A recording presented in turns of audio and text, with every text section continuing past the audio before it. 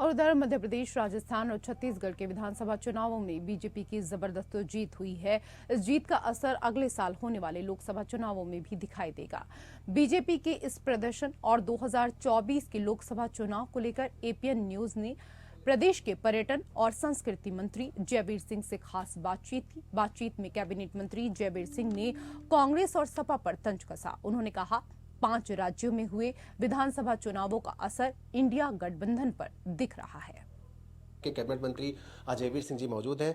जयवीर जी, सबसे पहले तो बधाई, 3 राज्यों में आपने धमाकेदार जीत दर्ज की है। किस तरह क्या लग रहा है कि 2024 की राह कितनी आसान होने वाली है? खासकर मध्य प्रदेश, छत्तीसगढ़ और राजस्थान तीनों ही चैलेंजिंग थे। धन्यवाद आपका। पहले तो जिस तरीके से 5 राज्यों के स्थानीय विधानसभा के चुनाव में जो जनता ने अगाध विश्वास आदरणीय मोदी के नेतृत्व पर प्रकट किया है, आदरणीय मोदी की गारंटी पर ही अपना विश्वास व्यक्त किया है, इससे साफ हो गया है कि इस समय विश्वसनीयता की कसौटी पर, लोक कल्याणकारी योजनाओं के मामले में, विकास के मामले में पूरे देश की जनता आदरणीय मोदी जी के ऊपर अगाध श्रद्धा विश्वास कर रही है। और निश्चित रूप से साफ हो गया है कि 3 राज्यों में हैट्रिक बनाने के बाद लोकसभा में भी आदरणीय मोदी की हैट्रिक बनने जा रही है। इसमें अब कोई शक शुबह नहीं है। अगर हिंदी बेल्ट की बात करें तो जो हार्डकोर हिंदी बेल्ट है, पूरी तरह से भारतीय जनता पार्टी का शासन है, पूरी तरह से भारतीय जनता पार्टी वहां पर काबिज है। और जो नतीजे आए हैं उसके बाद कहीं ना कहीं जो उत्तर प्रदेश है उसके भी सियासी समीकरणों पर असर पड़ेगा। समाजवादी पार्टी ने चुनाव लड़ा, बहुजन समाज पार्टी चुनाव लड़ी, कांग्रेस तो वहां पर थी ही। तो आपको नहीं लग रहा कि जब अब उत्तर प्रदेश की जो 80 लोकसभा सीटें हैं उसको लेकर रणनीति में कहीं ना कहीं बदलाव विपक्ष करने जा रहा है? भाजपा की क्या तैयारी रहने वाली?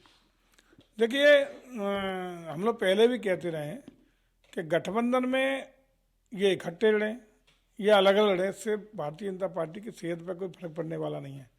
खासकर उत्तर प्रदेश की यदि बात करें तो यहाँ भी कोई फर्क नहीं पड़ेगा, क्योंकि अलग अलग दल जिस तरीके से INDIA गठबंधन में हैं, उनके अलग अलग छत्रप हैं, किसी का किसी क्षेत्र में, किसी का किसी स्टेट में, किसी का कहीं।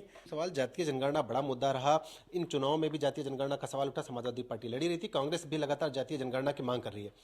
देखिए, निश्चित रूप से ये 70 और 80 के दशक की बातें हैं, जब मंडल आयोग की सिफारिशें लागू करने के नाम पर बैकवर्ड क्लास को भावना उभार करके उस समय उस पर राजनीतिक रूप से काफ़ी प्रभाव उस मुद्दे का दिखाई पड़ा था।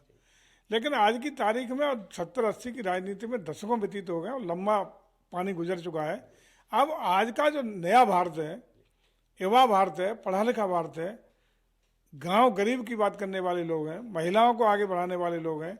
आज महिलाओं की बात की, आपने देखा कि महिलाओं का ही परफेक्शन था, सबसे ज़्यादा हम लोगों को उन्होंने सहयोग की एक तरफा किया। बहुत बहुत धन्यवाद। तो ये थे हमारे साथ प्रदेश सरकार के पर्यटन और संस्कृति मंत्री जयवीर सिंह, जिनका ये कहना था कि मोदी की गारंटी ही पर ही देश को अब भरोसा है। और जो 5 राज्यों के चुनाव हुए उसमें साफ तौर पर ये चीज़ पूरी तरह से दिखाई पड़ी कि किस तरह से भारतीय जनता पार्टी ने जो बीजेपी के वादे थे उन पर भरोसा किया।